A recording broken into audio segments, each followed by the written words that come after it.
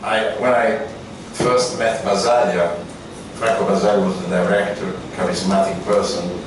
At that time, in 1978, I was a student finishing the medicine, my graduation in the clinic, university clinic in the city of Bari, in the south of Italy, where was my town. And at that time, the law 180 was just enforced. And after a couple of months, because they have to run in this clinic some voluntary treatments, even for a limited time, they started to build higher walls and to have gates within the ward. And myself with some other colleagues and students, we just were wondering what to do, because these high fences, iron fences, destroyed the therapeutic environment that we started to create in that place, and because it was a very important place to prevent admission to the most awful psychiatric hospital in Europe, that was in Bisceglie, 4,000 people, private, religious-run hospital in the south of Italy. So we decided to take out the fences, to trespass the law. We dismounted some of these fences, we put in under the stairs, we hidden those, and then the discourse started. Basaglia came the following day and said to the director of the clinic, Professor De Giacomo, oh my friend, how do you think to teach a new way of psychiatry to the students in this environment, with the fences, with high walls?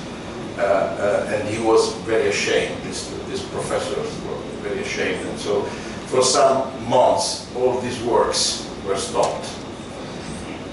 So then I suddenly went to Trieste in December, and I entered one of the mental health center, the place where it was created by Franco Battelli. I was the leader with Basaglia at that time, then he became the director after him, and then by Pepe Dell'Acqua was also another important figure in my life.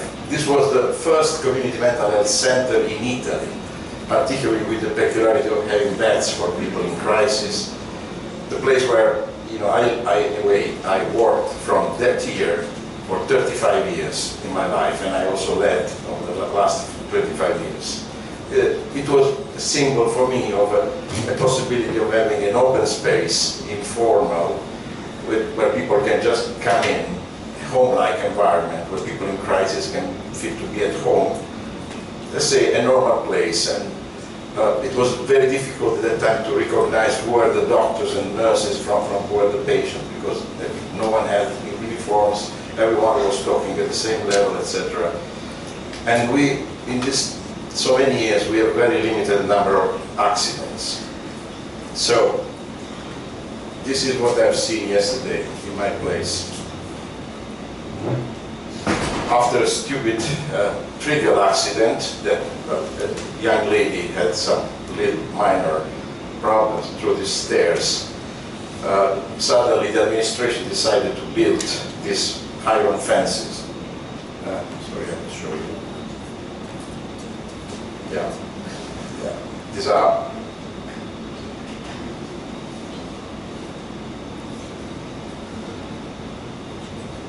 not working.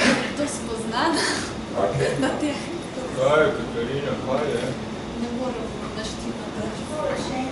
Okay.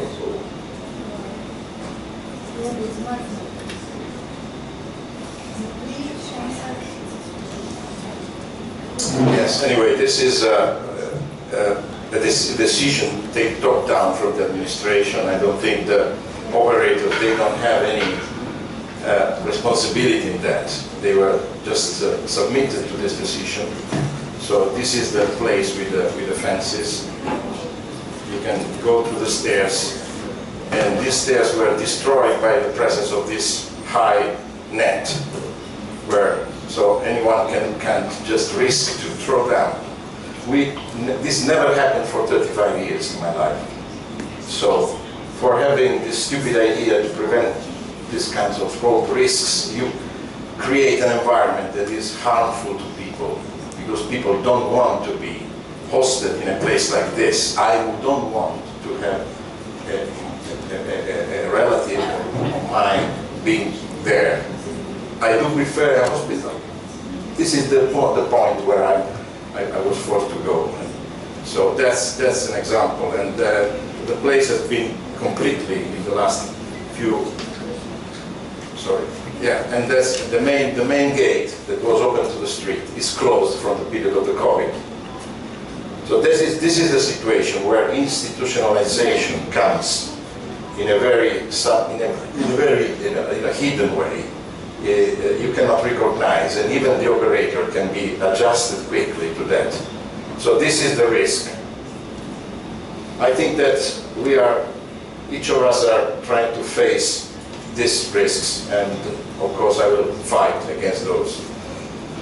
This can happen everywhere, even in a place where it's a symbol. And today you will hear many positive experiences from my friends and colleagues who are here about Trieste is still going on, many aspects, but this is because the regression in the culture and the regression in the politics is pushing this experience back, and this experience is so important in the history of psychiatry.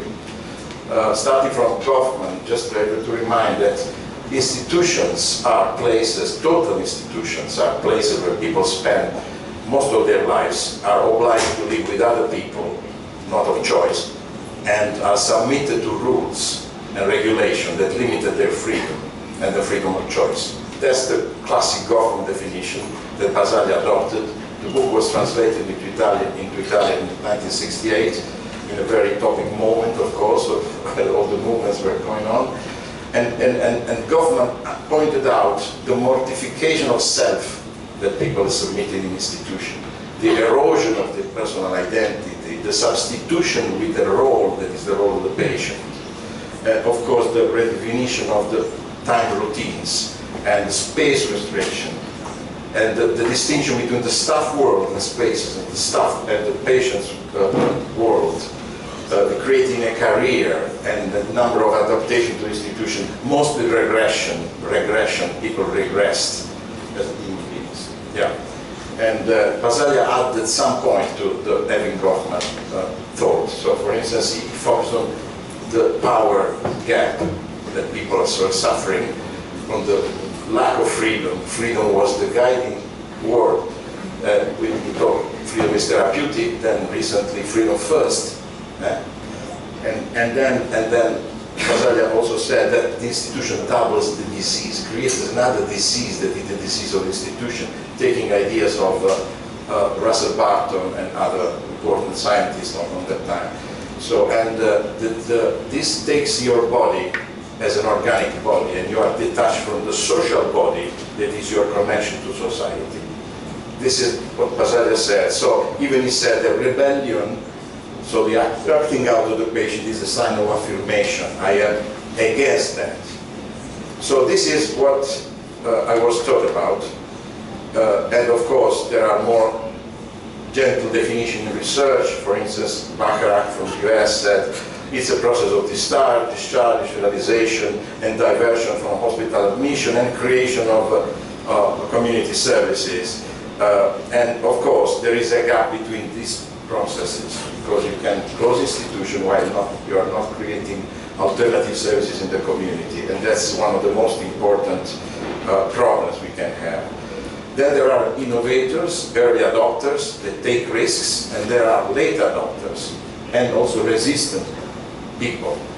So this is the usual scenario that you can find. Early adopters are sometimes slower because they have to take risks, but they are sort of laboratories, pilot projects, demonstration projects through risk-taking, while late adopters are more using the established knowledge that was done by the early adopters.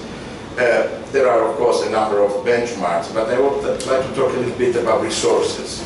This is not covered usually because, of course, many programs in Europe are based on extra funds, structural funds coming from Europe, particularly for countries like Slovenia, Czechia, and when they finished, the process is stopped, usually. That's the lack of sustainability that can be envisaged in this thing. So we must think that together with deinstitutionalisation, which is not a process of de-hospitalization, that putting people out of hospital is a complete change and transformation of culture, practices and rights of people, basically the people who are submitted to institution, but also the staff. The staff change is very important, it's dramatic aspect of it, and the change in the culture of the community.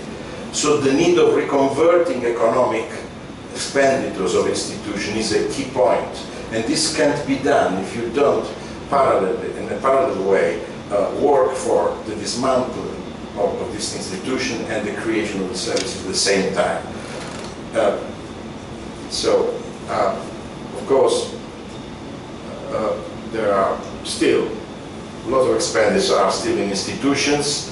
Research, like the very important one done by Shannon Snowden by Harvard University, showed that mental health legislation is a key aspect of speeding up the deinstitutionalization process. So we need laws that promote that, definitely.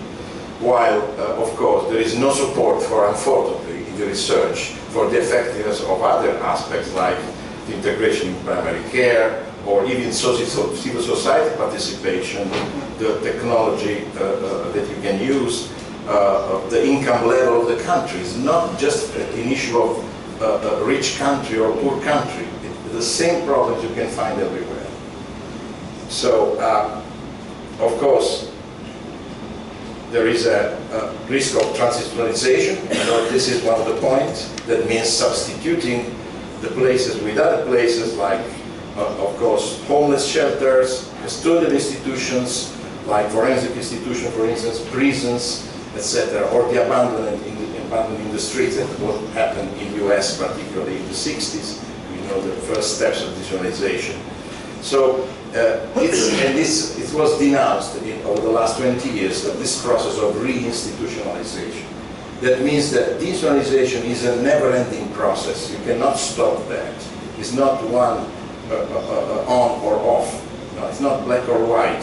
It's an ongoing process because the risk of reinstitutionalization are always present in our practice. And I've seen many of those in my more than 40-year practice. So anyway, we need that synchronicity of developing services and reducing institutions and closing them, because another problem is the parallel spending you can create. Having services and institutions still there and having very poor, scarce, funded services in the community. But I think that Emir said wonderfully, so I don't have to say more, but the right direction now is the individual, is the person with rights.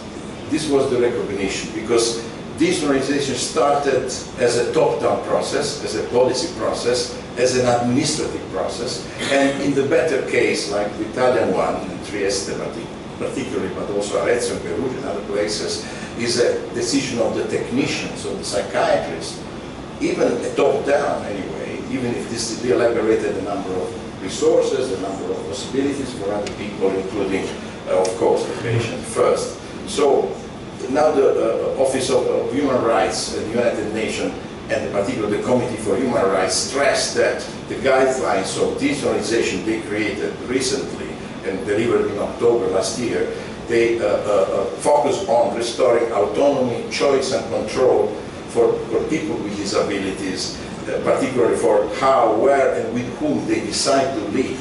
So that's the crucial point. And of course, all the range of other human rights and fundamental freedoms which are connected to that. And also it focused on the isolation of institutions for the broader community that can also hamper the new services and the new things. Yeah, okay, very quickly. So the individual value is without any doubt, but it requires a whole system change. So we have to build up network. Don't forget that these apparatuses, like institutions, they are based on a knowledge, the institutional knowledge, and psychiatry is a typical example of it. If we don't change the mindset and the practical psychiatry, institution starts to be recreated very, very soon, very quickly, in many parts, and also in fragments in the services. So we have to accept the risk to challenge the psychiatric traditional knowledge and provide alternative practice to it.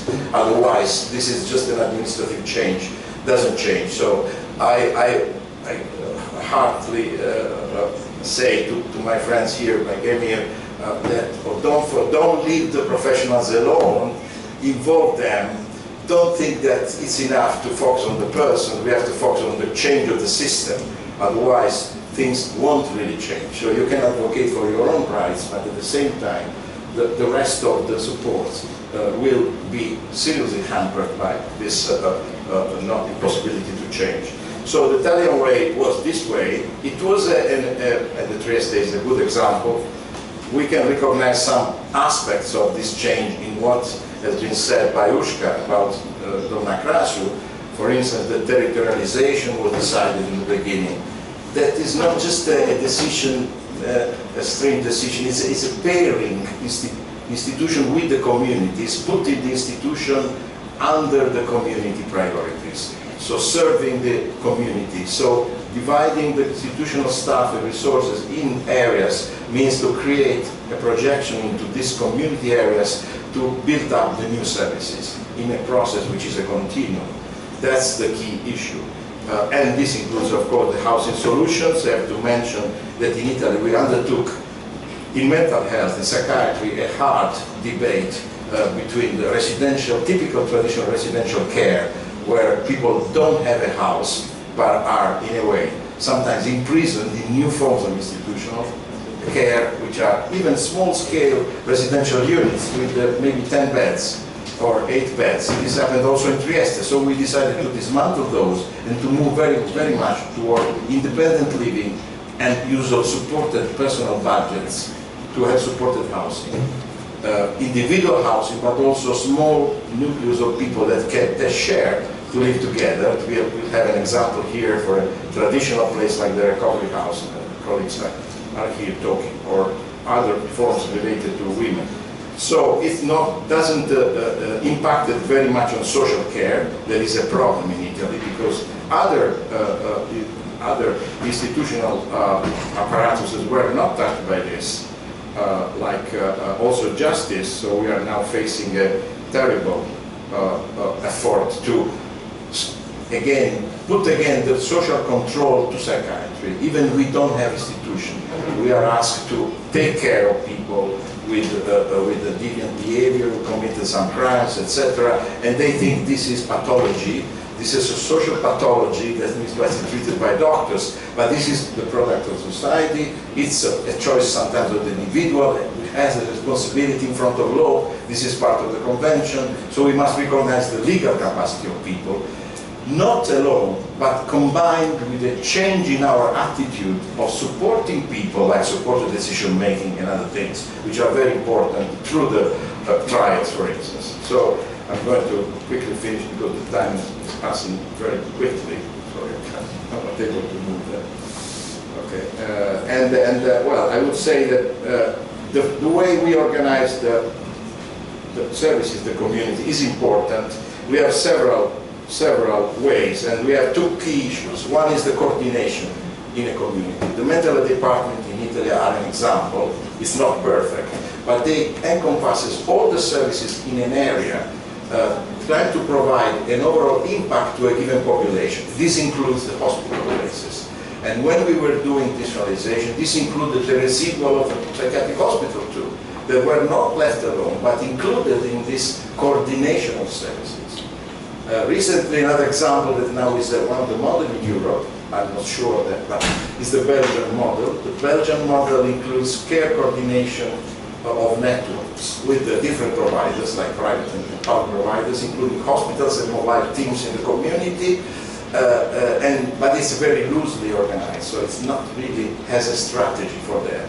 And the result is that deinstitutionalization is not happening in Belgium, regardless the development of mobile teams.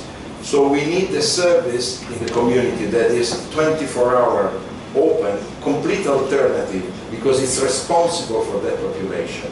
We don't just need technical, small-scale projects like by creating mobile community teams if they are not inserted in an overall strategy that includes the issue of coordination. So, well, I have to finish by saying that, of course, this process is creating service communities and deinstitutionalization of big institutions are sometimes split. And when they are split, they are not really effective. And of course, the risk is everywhere. So, for instance, I see in my opinion in Slovenia that there is a risk that social care is doing progressive pathways, while healthcare maybe is not really paired and combined with that effort. So I really hope that what Amy was saying, that as a citizen of a community, you can have the right to access the services you have in your community, but there should be some services there. And services must be coordinated, must have a strategy which is focused on responding to the needs of people. And I finish saying that don't forget that responding to people's needs must be combined to human rights. Human rights include social rights, and that is responding not because of the beneficiary position of the state, to be a good state and to provide, but because this is a right of each individual to have the fulfillment of social rights. And this means that the services must be organized, not just by clinical care, but responding to whole life needs, what we say, a whole life approach to the person. This is key in psychiatry, this is key in all the aspects of social disability, if we remind that the person must be put over the institution. And that's, for me, the most important message of this organization that we learned. The institution was over the person. Now the person must be put, because this is the final aim, is to fulfill the rights and the needs of that person. Thank you very much.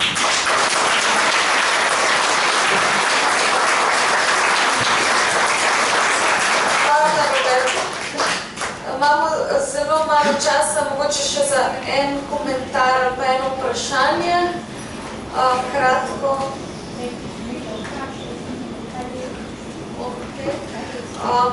Mislim, da je